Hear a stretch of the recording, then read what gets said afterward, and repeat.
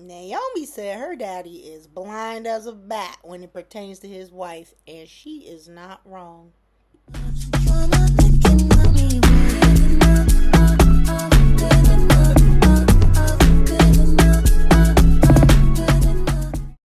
Hey y'all, hey, welcome back to the deep dive with Toya Creates. Today is Monday, April 27th, and we are going to get into Beyond the Gates. Now, hopefully this video records because I already did one and it did not save. But let's just move on. If you love Beyond the Gates content or any soaps, please like, comment, follow, subscribe, share my videos, and thanks to everyone who is already doing that. So let's get into it. So we open with Tomas seeing Vanessa at Uptown, and he wants to ask Vanessa a question, and he explains that it's a delicate issue. Now, first, Vanessa thinks that Tomas wants some intel on Kat, and she's like, no, I can't betray my Duprees. But Tomas is like, no, I'm talking about Lynette. And Vanessa's like, Lynette. Vanessa is still super mad about this penthouse falling through, so she explains that she pulled some favors to get Lynette this penthouse due to the fact that she had so little documentation, which Tomas loves to hear. And then she is talking about how how Lynette just severed ties by sending this text and leaving town. So Tomas is asking more questions about that. And right when they are still discussing the penthouse, Danny walks up and she is questioning what is going on at this firm because she thinks Tomas is buying a penthouse. And she is questioning Bill's mind at this point. She was like, is he having another stroke? Is he smelling toast? Because why is his wallet being open like this? She mentioned how Caroline got a Benz from the firm. She was talking about Haley, how she could do whatever she wants, basically. And she heard about this new ring set. And now Danny thinks that Tomas is buying a penthouse. So she is like, I have questions. But Tomas burst that little bubble. You know, he clarifies, no, we're talking about Lynette. So we see in this moment where Kat gets her sleuthing from, because Danny pulled up that phone so fast and found Lynette, found her embezzlement charges, etc. It is then that she realizes and says to the table, I know Lynette. I have met her. And they're like, what? So Danny's explaining that time that she ran into Haley and Lynette at Atrium, and how Lynette was fangirling over Danny, and she was like, I appreciated that, but I also loved even more how hot and angry Haley was getting behind Lynette's fangirling. So Tomas was asking the questions that needed to be asked. He was like, when did this occur? And Danny was thinking about it, and she says, late January, early February. And Tomas immediately clocks that this mugging that Lynette and Haley claimed happened, he was like, oh, that happened after or before the mugging. So then everybody at that table understood that Lynette and Haley probably are not telling the truth, and that they clearly knew each other before this mugging, because Haley was using this mugging as the excuse as to why she felt so indebted to Lynette and why she was buying her all the things. Tomas also let it slip at the table that Haley was to be the benefactor, or not the benefactor. She was the one purchasing the penthouse because Haley wanted an investment property and she wanted Lynette to just stay there for a little bit. And Danny's like, Haley does not have a giving bone in her body. Like, none of this is right. Vanessa agrees and Tomas does as well. So then, Danny is like, this is what you're going to do. You're going to tell me everything that you know about Lynette and everything that you find out. And Tomas tries to, backtrack, and Vanessa hits him with the Boondocks line. Like, we could do this the easy way or the hard way, but it's too late now. You might as well just tell us what's going on. So, Tomas does not outright agree to bring this information to Danny, but I think he will. And I think she's the best person to add to this investigation because she is closest to Bill. And I feel like she can move through that law firm just as easily as Haley since she bought it. So, Danny is demanding that Tomas keep her up to date because she's like, she don't want no blowback on her family because of Haley and Lynette's foolishness. So, we also saw Kyle and Nicole today. I couldn't even get to this on Drama While I Design because it was so chock full. But they ran into each other at the country club and they just start flirting immediately. I love them together. She lights up when she sees Kyle, and I think they're a good match, but I don't know how this is going to play out. So, they are flirting, and Kyle is hoping that Nicole is going to use that key that he gave her, and she she also asked Kyle about what he and Carlton were talking about last week, because she overheard a little bit, so, Nasty Nikki got to keep her reverse harem tight. She was like, what were y'all talking about? And Kyle just said that they were talking about how they both have feelings for Nicole and how they are not going anywhere unless Nicole asks them to, and that they did what men do.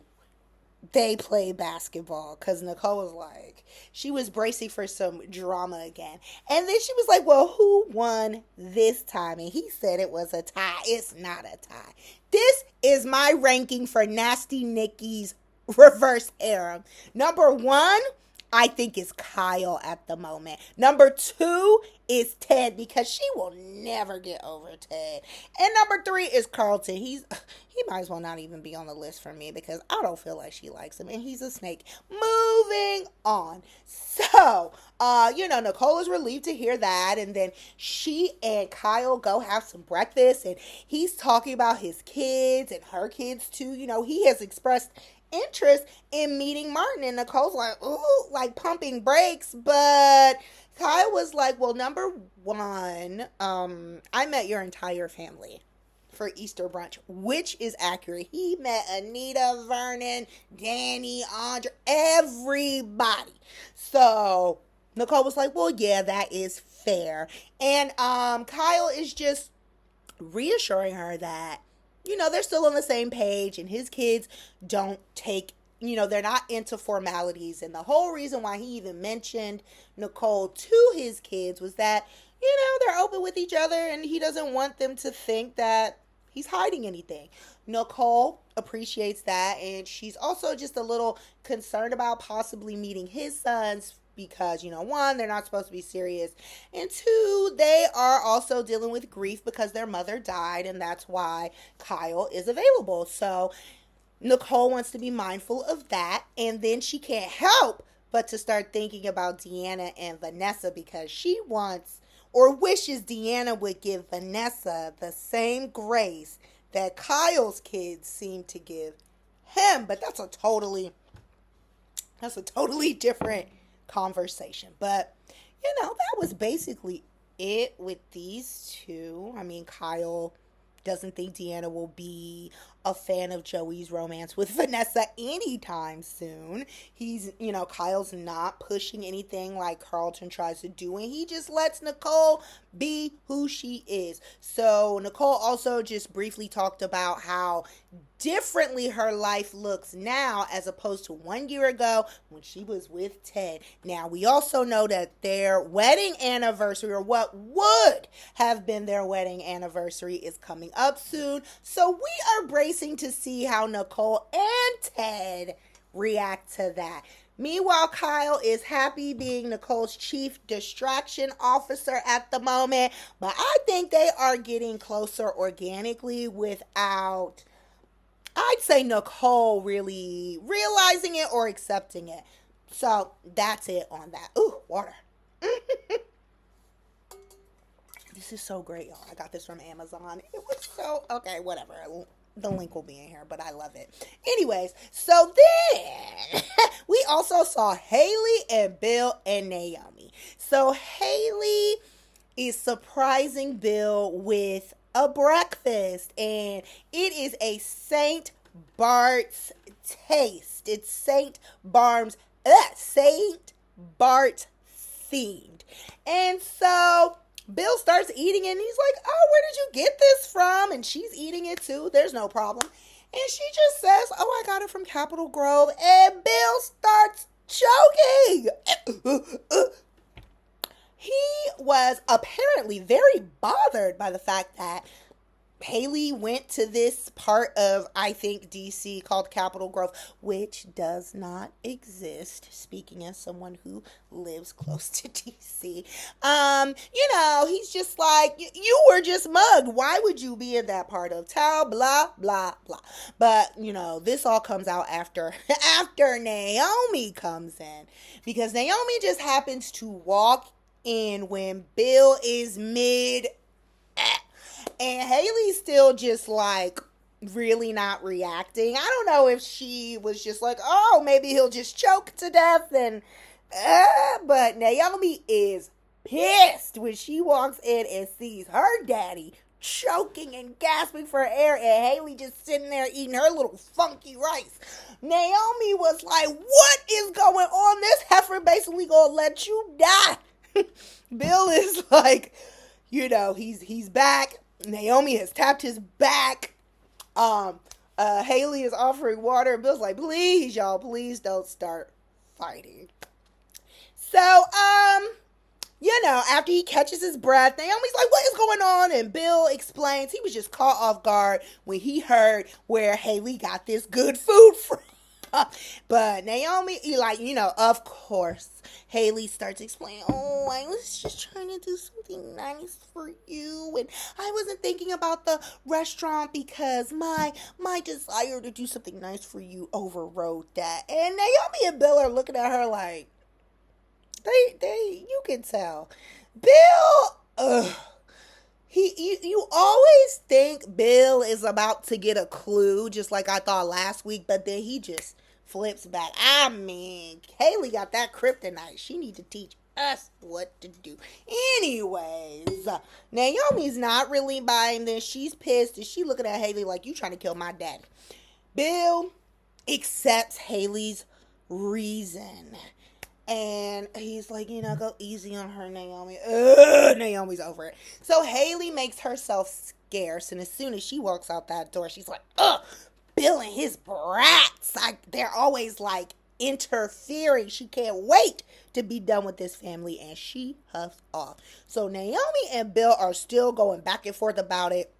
And Bill just, he don't want to talk about the Haley thing no more. So he starts asking, well, what's going on with Jacob? Because Naomi was getting real snippy. Bill was trying to lighten the mood, make a joke about keeling over or something. And Naomi was like, that is not funny. You need to take this more seriously. Haley's up to something, blah, blah, blah. So then Bill was like, he does not want to fight about Naomi about it. Like, are you okay? What's going on?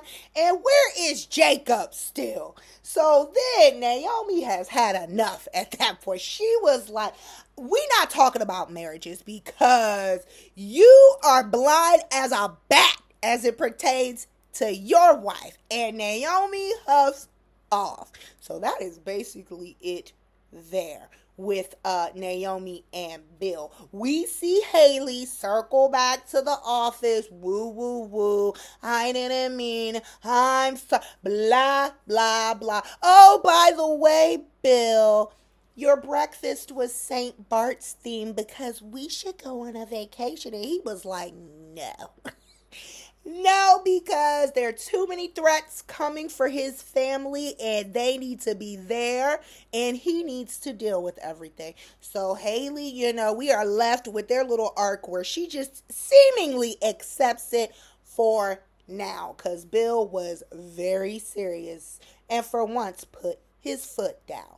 Now, we saw Smitty doing some investigative work at the hospital. He shows up and he's looking for Ashley, but he encounters Shanice. And Shanice lets him know that Ashley is not on the schedule today, but, hey, you could talk to me about, whatever. So then Smitty starts asking questions about their blood donation collections. He was asking, how do you screen the people? And Shanice was like, we are in such need in terms of blood that we just basically look the people up and down. And if they look okay, we just take their blood. Now, I don't like that. Girly Memorial. Smitty said something too, but then Shanice clocked him and was like, oh, we're all of this HIPAA thing. I mean, not from the way you described it, but all right. So then he's also getting intel about who works in the lab, how they are understaffed because there's a high turnover. And he gets to mention Rachel's name because Smitty thinks that Rachel is the one who Grayson is reporting to, but we know that's not true. So he said that Rachel told him something, and Shanice was like upset because Shanice is like a bigwig there. And she was just like, let me look this girl up in the system. And she was like, she's been here for 4 months and that's long enough to know what you're talking about. So that was actually helpful intel for Smitty to run back and give to Jacob. So, Smitty doesn't go in depth too much. He is a little shaken to hear that Martin is also in the hospital. He's participating in some coffee with the candidate or some political thing. But he does not run into Martin or vice versa during this trip. So once he's done asking his little questions, he leaves. We also saw Ashley and Grayson at her apartment because he is still trying to recuperate. He is still refusing the hospital. She's checking on him and he wakes up panicked. He doesn't know where he's at and he clearly thinks someone's after him. But she's like, it's me. You're in my apartment. How are you feeling? She is concerned because he has developed a fever, so she is concerned about infection. And she said, based on what she saw right now, it should be localized and it hasn't spread yet. But she was like, if anything changes, you are going to go to the hospital. And he says no again. So Ashley is super worried. She knows that Grayson is withholding something, not telling her the truth. And this is what broke up her and Derek. Ashley was like, I just need you to be transparent with me and truthful with me. Like, I need you to trust me enough to tell me the truth. And Grayson is just like, he can't tell her right now. And he doesn't want anything to happen to her, and he's trying to protect her. So they keep going back and forth, and Rashad, aka Jacob, is calling Grayson because he's like, what has happened? He has not spoken to him since before the shanking. So Ashley sees Rashad calling Grayson's phone, and she's like, who is Rashad? Is he responsible for this? You need to tell me. Grayson is tight-lipped. So he says, oh, the pain is coming back, and she was like, oh, I guess it is. I'm going to run out and get some prescription strength antibiotics for you, because she was like, number one, I want you to feel better, and number two, I need to keep you alive so I can know what's going on in this. She runs out. So then Grayson calls Jacob back, and that's when he finally tells Jacob what happened. And Jacob's like, oh my God. Grayson thinks he's going to have time to recuperate, but Jacob was like, think again, we have a drop, so I need you to be there. So Grayson then hobbled himself over to the hospital, because as we saw Smitty getting on the elevator to leave, we see Ashley coming in. Okay, she has pretended that she has a shift and that she switched with someone, and that's why she's there. Because Shanice was questioning, just like, not in a suspicious kind of way, just like a caring, like, you're supposed to be off. Why are you working so much? So, Ashley gets there. She is able to get this medication. Okay, she is going in the locked drawer, stealing from the hospital. Of course, Leah walks up when Ashley is doing this, and Leah's like, what are you doing here? You're not on the schedule. Now, Ashley is successful in hiding the fact that she's stealing from the hospital in front of Leah, and she plays it off. She's like, oh, I switched schedules with so and so, but we got our signals crossed and I'm going home. And Leah was like, think again. It's a good thing you are here because we're short staffed. Get to the desk. And Ashley's like, no, because she's trying to get back to Grayson, who she thinks is still at home. And Leah was like, yeah, I don't want to hear it. Goodbye. Clock in. So Ashley goes to the front desk. At this point, Grayson has successfully hobbled to the hospital, met up with Jacob, and did the drop in the elevator like they are supposed to. And Jacob's like, you look terrible, and you better not have gone where I told you not to go. Grayson didn't say anything. All he said was he is going to protect Ashley, point blank, period. So he gets off the elevator and Grayson sees Shanice, so he just starts talking per usual, trying to play things off, but he is in pain. Shanice is asking how her sex meat chicken recipe went over, and she's worried that it may have made him sick, because she was like, you do not look good. So that is when Ashley walks up and she looking at Grayson like, I know you lying. Why are you in this hospital? But she and Grayson are able to play it off in front of Shanice by saying that they just overindulged in alcohol last night and they had a little hangover. And Shanice was like, well, all right. So then Ashley sneaks Grayson the medicine and she hugs him and she's whispering in his ear like, take this medicine and please go home. Like, basically, I'll meet you there. Leah pops up again. I swear she has a tracker on Ashley and or Grayson, because every freaking time. So here she is at the elevator ready to go downstairs, and she breaks up the lovebird. She like, y'all got work to do. Break it up. Grayson, come on in the elevator with me. So the elevator door closes and Leah was like, your little girlfriend better not know nothing. And she threatens them again, basically. She told Grayson to go home because you look terrible. Go home and she'll keep an eye on Ashley. Oh my God. So what else? Jacob and Smitty meet up briefly and they share notes, and Smitty is convinced that they are close to cracking the case. Jacob is like, I hope you're right, because either your article's going to come out and see the light of day or I won't. He was basically like, my life is on the line. So then after that conversation, Smitty heads off and Jacob calls Naomi and he freaks her out because she's just like, what's going on? Because Jacob calls just to say that he loves her and he's doing everything in his power to get back to her. She's like, you're scaring me. But regardless, Jacob thinks he's close to his goal and Naomi's going to ride this out. Now, I hope they don't do nothing to Jacob. I don't know. In this storyline, I feel like if anyone were to disappear, it would be Grayson, because he's the expendable one here. But I digress. So that is basically what happened with that. And I think that was basically it, because we ended with them circling back to Tomas, Vanessa, and Danny, and her just telling, Tomas, again, tell me everything you know about Lynette. Once you find out, that's it, that's all. So, even though I am interested in the plasma case, I am also ready for it to be done. I think it's going on a little long. I am beyond tired of watching Haley get away with stuff every day of the week. The walls are closing, and close them faster. I want her found out, please. I hope they don't do anything to Jacob. I think they might do something to Grayson, which will allow Ashley to either get back with Derek Or I'm sure Andre will be available by then, because if Haley is successful in doing something to Bill, even if it looks like that, Danny finds out, I think that's going to be the catalyst for her and Bill to get back together, because the family's basically reunited at this point, because Bill is getting along with everybody to the point that Anita trusts him to be second on her estate and everything. He's getting along with people, so I think it's only a matter of time before they're back together. But what do you guys think?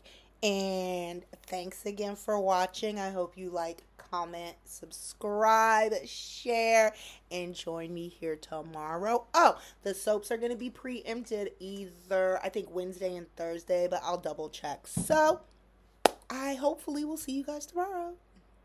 Like, comment, and subscribe so you don't miss what's next.